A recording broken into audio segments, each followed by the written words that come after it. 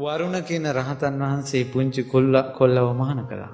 මහාන කරලා දැන් ඔන්න විමල් අපි නොදන්න කතාවක්. කොණ්ඩේ කපනකොටම රහත් වුණා. ඒකද කියනවා බණ්ඩු කර්මය කියලා. කොණ්ඩේ කපනකොටම රහත් වුණා. මහාන කළා. අද මහාන කළේ පහවදා අම්මා බලන්න යනවා. ඒ යනකොට තමයි සිරිමෙඳුළු කවුරුන් දැක්කේ. ඊයේ මහාන වුණ පොඩි හඳුරනවා. රජුරන්ගේ හිත වෙනස් වුණා. මාලිගාවට ගෙන්න ගත්තා. කැමැති තැන කසුන් ගන්නට කිව්වා. මේන් සිංහාසනෙට වඩිනවා. සිංහාසනේ උසයි හාමුදුරු පොඩි. රජුරු හිතුවා ආපු පළවෙනි දවසේම මේ රාජ්‍ය ඇල්ලුවා මේ පොඩි හාමුදුරු. උස්සලා තිබ්බා. බණ ටිකක් කියන්නකෝ කිව්වා. ලස්සනට අප්‍රමාද වර්ගයෙන් බණ කිව්වා. බණ කිව්වට පස්සේ කිව්වා ස්වාමීනි දැන් ආසාව වැඩි හිතට. පොඩි හාමුදුරන් ආස හිතෙනවා. ඔබ වහන්සේට හිත ඉඳලා පාත්‍ර 8ක් මේ දානෙ දෙනවා කිව්වා. බලන්න බුද්ධ ශාසනය කියන්නේ ඊයේ මහණෝනේ කිව්වා. එහෙනම් මේ පාත්‍ර 8 මම මහාන කරපු ගුරු හාමුදුරන්ට උපාධ්‍යයන් වහන්සේට කිව්වා. ඊට පස්සේ කිව්වා නෑ තව පාත්‍ර 8ක් දෙන්නම් දානේ. එහෙනම් ඒ පාත්‍ර 8 මට බණ උගන්වන මගේ ගුරු හාමුදුරන්ට කිව්වා. ආචාර්ය ගෞරවය උපදින හැටි. ඊට පස්සේ කිව්වා තව පාත්‍ර 8ක් දෙනවා කිව්වා. ඊට පස්සේ කිව්වා ඒ පාත්‍ර 8 මාත් එක්ක ඉන්න සබ්‍රහ්මචාරින් වහන්සේලාට කිව්වා. තව පාත්‍ර 8ක් දෙන්නම් කිව්වා. නිහඬ වුණා. දැන් පාත්‍ර කීයද?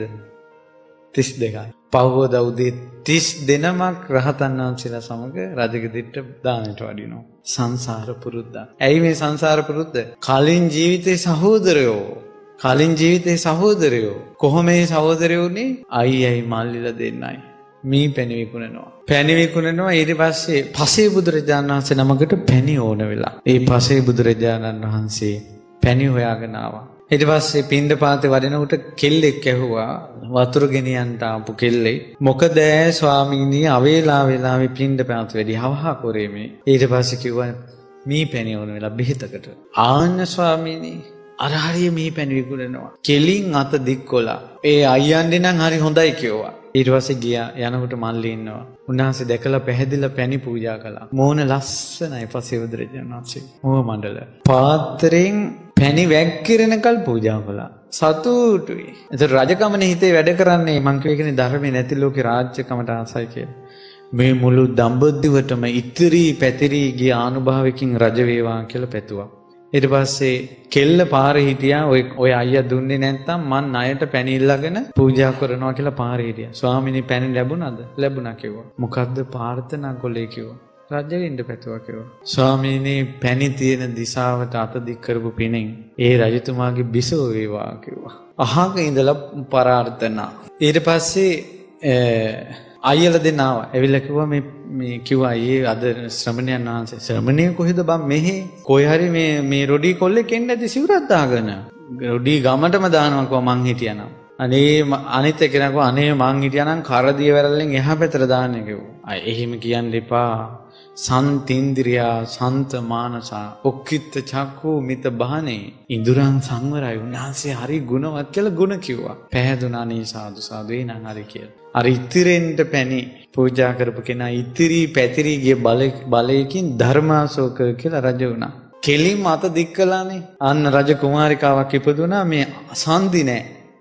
මෙහෙම පේන්නේ නෑ. අත කෙලින්ම තියෙනවා ගානට. මෙහෙම නමන්න පුළුවන්. මේ හන්දි පේන්නේ නෑ. අසන්දි මිත්‍රා බිසෝ වුණා. ඊට පස්සේ කිව්වනේ රොඩි ගමකට දානවා කියලා. අන්න රොඩි ගමකම ඉපදුනා.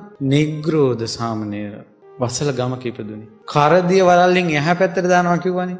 මේන් කරදිය වරල්ලෙන් මෙහා පැත්ත ඉපදුනා දේවානම්පියතිස්ස කියලා. සහෝදරයෝ තුන් දෙනා. ඒකයි ඒ එකම ජීවිතේ වැඩ කළේ. ඊට පස්සේ ශාසනයට ගොඩාක් පැහැදුනා. 84000ක් විහාර කළා. ඊට පස්සේ පින්වත්නි 84000ක් විහාර කළා. මේ රජුරන්ගේ පුදුම ශ්‍රද්ධාවක්. මේ රජුරෝ රාජ සභාවේ ඇහුවා බුදුරජාණන් වහන්සේ දැකලා නැද්ද කවුරුවත්? ඊට පස්සේ කිව්වා ස්වාමීන් වහන්සේලා මහා කාල කියලා නාගරාජෙක් ඉන්නවා. කල්පයක් ආයුෂ තියෙන දැකලා තියෙනවා. රජුරුවන්ගේ බලයක් තියෙනවා. නාගයෙකුට උනත් එන්න කිව්වොත් එන්න ඕන.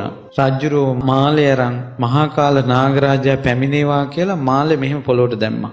පොළොව දෙබෑ වෙලා ගිහිල්ලා ඒ නාරජතුමායි කරට වැටුණා. නාරජතුමා බැලුවා ඇයි රජුරෝ කැඳවනවා. ඊට පස්සේ නාරජතුමා පැමිණියා. සිංහාසනේ අසුංගන්ට හැදුවා. බුදු සිරුර මවල පෙන්වන්න කිව්වා. මහා කාල නාරයතුමා බුදුරජාණන් වහන්සේ ඒ වගේ නෙවෙයි වගේ එකක් මවන්න බෑ. එයා දැකලා තියෙන විදිහට එයා මැව්වා. මවනකොට රජ්ජුරුව සීතල වෙලා ගියා. කොච්චරද කියනවනම් මෙහෙම දන ගැහුවා වැඳගත්තා. ඇහි පිල්ලම් ගහන්න නැතුව දවස් 7ක් බලාගෙන හිටියා බුද්ධ රූපේ දිහා. නේත්‍ර පූජාව. ධර්මාශෝක රජුරෝ නොකා නොබී දවස් 7ක් ශාසනයට පැහැදුනා. පැහැදිලා මේ රජුරෝ 84000ක් විහෙර විහාර කළා. මොග්ගලී පුත් තිස්ස මහරහතන් වහන්සේ තමයි ධර්මයේ ගැන්වුවේ. ශාසන සුද්ධියක් කළා. ඒ කියන්නේ ශාසනයේට අන්‍ය තීර්ථකයෝ ඇවිල්ලා මහාන වුණා. ලාභ සත්කාර වැඩි. ඒ සම්පූර්ණම ශාසනයේ ඒ අය බැහැර කළා පිරිසුදු සංඝයාව ඉතුරු කළා. ඊට පස්සේ 84000ක් විහෙර විහාර කළා. මොග්ගලී පුත් තිස්ස මහරහතන් වහන්සේ ඇහුවා මම දැන් ශාසනයේ හිමිකාරයෙක් නේද කියලා. ඔන්න මතක තියාගන්න. 84000ක් විහෙර විහාර කළත් ශාසනයේ උරුමයක් එන්නේ නැහැ යාට. එයාට ශාසනයේ උරුමයක් වෙන්න තමන්ගේ ලේ දන් දෙන්න ඕන. කොහොමද ලේ දන් දෙන්නේ? දරුවෙක් මහාන කරන්න ඕන. කෝටි ගණන් වියදම් කරන්න පුළුවන්. දරුවෙක් දෙන්න බෑ. ශාසනයේ උරුමයක් එන්නේ එතකොට. ළඟ හිටපු දරුවෝ දෙන්න දිහා බැලුවා. අවුරුදු 20යි මහින්ද කුමාරයා. අවුරුදු 18යි සංඝමිත්‍රා. ඊට කලින් ධර්මාශෝක රජුගේ මල්ලි තිස්ස කුමාරයාත් මහාන වුණා බුද්ධ ශාසනයේ. ඒව ගැන හිතලා මහින්ද කුමාරයා මහාන වෙන්න ආසාවෙන් හිටියේ. ආසාවෙන් ඉඳලා තාත්තා මූණ බැලපු ගමම කිව්වා අපි පැවිදි වෙනවා කියලා. මහාන කරලා උපසම්පදා කරනකොට උපසම්පදා කරද්දී තමයි මිහිඳු ස්වාමීන් වහන්සේ අරහත්ත්වයට පත් උනේ. උපසම්පදා කරද්දී උපසම්පදා මාලකයේ විනය කර්මකේ විනය වාක්‍ය කියද්දී තමයි රහත් උනේ මිහිඳු මහරහතන් වහන්සේ. මහාන වෙලා සති දෙකකින් සංඝමිත්‍රාවන් අරහත්ත්වයට පත් වුණා. ශාසන උරුමකාරයෝ. ඊට පස්සේ අවුරුදු 3ක් ඇතුළත මුළු ශාසනයම මතක තියාගත්ත මිහිඳු මහරහතන් වහන්සේ. බුද්ධ ශාසනය මතකයි. මිහිඳු මහරහතන් වහන්සේට ළඟ ඉඳලා බණ උගන්වන්නේ මොග්ගලී පුත් තිස්ස මහරහතන් වහන්සේ. ධර්ම සංගායනාවක් කළා. රටවල් 9කට ධර්මයේ ප්‍රචාරය කරන්නට රජුරෝ කල්පනා කළා. ඊට පස්සේ පින්වත්නි රටවල් 9කට ධර්මයේ ප්‍රචාරය කරන්න හදද්දී ලංකාවට වෙන් වුණේ මිහිඳු මහරහතන් වහන්සේ. ඊළඟට ඉත්‍ය උත්‍ය සම්බල බද්දසාල. ඊට පස්සේ මේ ස්වාමීන් වහන්සේලා 4 නම රහතන් වහන්සේලා. මේ 4 නමම ඒ වෙනකොට මුළු බුද්ධ ශාසනය මතක තියාගෙන හිටපු මොග්ගලී පුත් තිස්ස මහරහතන් වහන්සේ ළඟම පුහුණු වෙච්ච අය. මේක විශේෂයක්. ඊට පස්සේ ධර්මදූතසේ වෙන්න හදනකොට සංඝමිත්‍රාවන්ගේ පුතෙක් මහාන වෙලා. සුමන රහතන් වහන්සේ නම. මාමා මිහිඳු මහරහතන් වහන්සේ ළඟට කිව්වා මාවත් කැටුව යනවද? අවසර ලැබුණා. සාංචියට එනකොට සාංචියට මිහිඳු මහරහතන් වහන්සේ දැක්කා මිහිඳු මහරහතන් වහන්සේගේ වචනේ අහන කෙනා තාම බිහි වෙලා නැහැ. මිහිඳු මහරහතන් වහන්සේට දිවසින් පෙනුණා මිහිඳු මහරහතන් වහන්සේ බුද්ධ කාලේ හිටපු කෙනෙක්. බුදුරජාණන් වහන්සේ ජීවමාන කාලේ බ්‍රාහ්මණෙක්. පිංගියානේ. මට මතක හැටියට. ඒතර ජානුශ්‍රෝණි කියලා බමුණෙක් එක්ක බණ අහන්න ගියා. ඒ ජානුශ්‍රෝණි කියන බමුණා තවම ඉන්නවා රජකුමාරයෙක් වෙලා මොටසිව රජුරන්ගේ පුතා දේවානම්පියතිස්ස. එකට ඒ කාලේ බණ අහන්න ගියා අය. ඒ කාලේ එදා බණ අහන්න යනකොට බුදුරජාණන් වහන්සේ දේශනා කළේ චුල්ලහත්තිපදෝපම සූත්‍රය. ඒකයි ඉස්සෙල්ලාම චුල්ලහත්තිපදෝපම සූත්‍රය වදාළේ. කලින් අහපේව නිසා ඇඟ හිරිවැටලා යනවා ඒ වහනකොට. ඊට පස්සේ ඒ රජුරෝ රජ වෙනකල් සාංචියට ආවා අම්මා හිටපු පැත්ත. දකුණු ඉන්දියාවේ මට මතක හැටියට දෙමළෙන් බණ කිව්වේ. ඔය දෙමළ බෞද්ධය කියලා පොතක් තියෙනවා. ඒකේ ඔය විස්තරයක් තිබ්බම මට මතකයි. එතකොට මිහිඳු මහරහතන් වහන්සේගේ මෑණියන්ගේ සහෝදරයෙක්ගේ පුතෙක් හිටිය අවුරුදු 16ක කුමාරයෙක් බණ්ඩුක කියලා. අපි බණ්ඩුක උපාසකතුමා කියනකොට අපිට මතක් වෙන්නේ මේ පොතේ ගුරුන් වහන්සේ වගේ කෙනෙක්. එහෙම නෑ අවුරුදු 16ක කොල්ලෙක් රාජ කුමාරයෙක්. ඒ බණ්ඩුක තෙරුවන් සරණ ගිය කෙනාට පාවිච්චි කරු වචනේ උපාසක. ඒ බණ්ඩුක උපාසකතුමා මිහිඳු මහරහතන් වහන්සේගෙන් බණ අහලා අනාගාමී වුණා. ඉරිදිත් එක්ක. ඊට පස්සේ කිව්වා මාවත් කැටුව යනවද? අවසර ලැබුණා. පැවිදි වෙන්න ඕන කිව්වා. ටිකක් ඉන්න කිව්වා.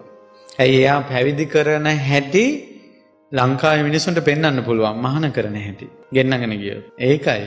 ඊට පස්සේ මිහිඳු මහරහතන් වහන්සේ පොසොන් පෝය දවසක අම්බස්තලයට වැඩම කළා. මේ මිහි මඩල සැනසෙලා ගියා. ඒ පොසොන් පොයේ දවසක වැඩලා දේවානම්පියතිස්ස රජුරුවන් මෝදඩේ මේ ගිය වෙලාව විස්තර ගොඩක් කියන්න ඕනේ නැනේ දන්නවනේ. බෝවරුණට එන්න ඕනේ ඒකයි. ඊට පස්සේ රජගෙදර දහම් ධර්මයේ දේශනා කළා. මට මතක හැටියට දවස් 7ට සෝතාපන්න සකදාගාමී ආදී මාර්ගඵලලාභීන් 8500ක් බිහි වුණා. දවසට 1000ක්වත් මාර්ගඵල ලබනවා. මිහිඳු මහරහතන් වහන්සේ බණ කියනකොට දවසට 1000ක්වත් මාර්ගඵල ලබනවා. සිංහල කොල්ලෝ සිංහල කතා කරන හෙළබස දන්න. මිහිඳු මහරහතන් වහන්සේ අර්ථ ධම්ම නිරුත්ති පටිභාන කියන සිව් පිළිඹියාපත් රහතන් වහන්සේ නමක් ඕන භාෂාවකින් කතා කරනවා. ඒ මාගධ භාෂාව කතා කරව මිහිඳු මහරහතන් වහන්සේ සිංහල මිනිස්සුන්ගේ ඇඟ හිරිවැටලා යන වචන ටික දන්නවා. ඒක නිකම්ම ප්‍රගුණ වෙනවා. ඊට පස්සේ හොඳට ධර්මයේ දේශනා කළා. මනාව ධර්මයේ දේශනා කළා. චතුරාර්ය සත්‍ය ප්‍රකටකට ධර්මයේ දේශනා කළා. ඊට පස්සේ මිහිඳු මහරහතන් වහන්සේ දවසක් දානි වළඳලා ඒ මහා මේඝ වනය කියලා වනයක් තියෙනවා රජුරන්ගේ උයන. ඒ උයනට වැඩියා. උයනේ විවේකයෙන් ඉන්නවරු රජුරවන්ට ආස හිතුණා උයනක් පූජා කරන්න උද්‍යානයක්. ඒ කියන්නේ නැත්නම් ආරණ්‍යයකට වැඩින්න තැනක් සෙනසුනකට කැපයිද කියලා ඇහුවා. වේළුවනාරාමයෙන් පූජා කරපු කතාව දේශනා කළා. බණා හිටපු අනුලා දේවිය ඇතුළු 500ක් බිසෝරු සකදාගාමී වුණා. වේළුවනාරාමේ පූජා කරන විස්තරේ බණට දේශනා කරනදී අතට පැන්වක් කරලා පූජා කරනකොට මහා මේඝවනේ මහමෙවුනා උයන අනුරාධපුරේ මෙහෙම සෙලුණා. ඇයි ස්වාමීනි හැම බුදු කෙනෙකුටම මේ උයන පූජා කරලා තියෙනවා කියනවා. අනුරාධපුරේ කියන්නේ හැම බුදු කෙනෙකුටම පූජා කරපු භූමියක්. ඒ වගේ මිහිඳු මහරහතන් වහන්සේ රුවන්වැලි සෑයේ පිහිටන තැන, ඒ වගේම සංඝයාගේ පිරිකර බෙදන තැන, චතුස්සාලාව පිහිටන තැන, තූපාරාමේ පිහිටන තැන, ඔය වගේ සෑම තැනකම මල් විසිරෙව්වා. පොළොව කම්පා වුණා. ඒ වගේ මිහිඳු මහරහතන් වහන්සේ වැඩියගෙන් මහා මෙවුනාව, මහා මේඝ වනය නැවතත් කම්පා වෙවි බුදුවරුන්ට පිදු බවට දෙස් දුන්නා.